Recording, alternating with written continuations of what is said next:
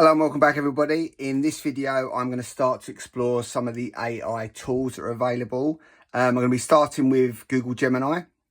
Here it is on the iPad. It's actually via the browser, so it's not the app version which you can get. Today we'll be talking about the browser version. So when you go to the initial Gemini page, you can see there's three different options you've got. You've got the free of charge option, the Google AI Pro option, which is $18.99 a month, but you can get it for free for a trial. And then the Google AI Ultra, which is a massive $234.99 a month, or an offer for a month, $119.99. I'll be exploring today in this video the free option and seeing what we've got and what options there are. Okay, so let's start with the actual Google Gemini. So if I go to another tab, here it is. Think of Gemini as your new creative and helpful partner, powered by Google's latest artificial intelligence. It's designed to help with all sorts of tasks, from brainstorming ideas to writing a poem or even planning a trip. When you first open up the Gemini webpage, you'll see a clean, simple layout. The main area is a chat space here.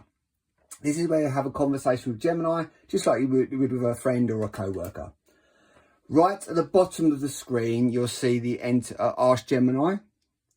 This is where the magic starts. A prompt is just a fancy word for what you want to ask or tell Gemini. So many times you'll hear somebody say add a prompt or construct your prompt.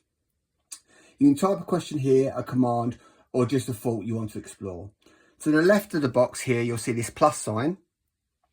This is where you can want to add files, images to a conversation.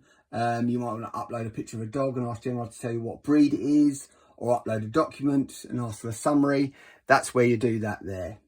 On the right of this prompt box here, there's a microphone.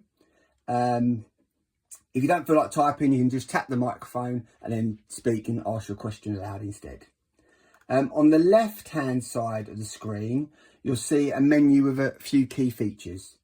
At the very top, you'll see the new chat. This is a great way to start a fresh conversation with Gemini if you want to switch topics completely and begin a new project. Below that, you'll see a number of recent chats. Gemini saves these past conversations so you can easily go back, pick up right where you left off. This is the perfect for ongoing projects or revisiting a good idea you've had a few days ago. You'll see here the settings area here, settings option. This is where you can customize Gemini for your own experience. So in short, what you really need to do is just type or talk into this box here and then start your conversation with Google Gemini. This is relatively simple idea here, and we've seen this many times before, even if you've ever done a Google web search. The difference with using AI is making sure that your prompt is correctly created or engineered. It's really important the format and structure of your prompt to get the most out of it. And what is widely regarded as the best way of doing this is thinking of it like this. You need to state what your goal is, the context, and some constraints. So for example, if you were writing a thank you note for a friend, you need to be quite specific. So what a good prompt for this would be: write a thank you note to a friend for a lovely birthday gift. The gift was a book, and the tone should be warm, personal, and keep it under 50 words.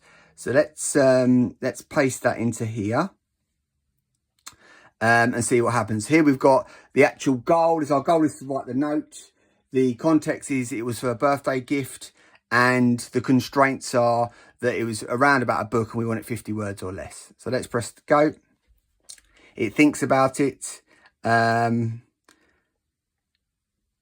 is the result there, and it's exactly what it wanted it to be. It's a friendly note under 50 notes with the correct context of what we were trying to achieve.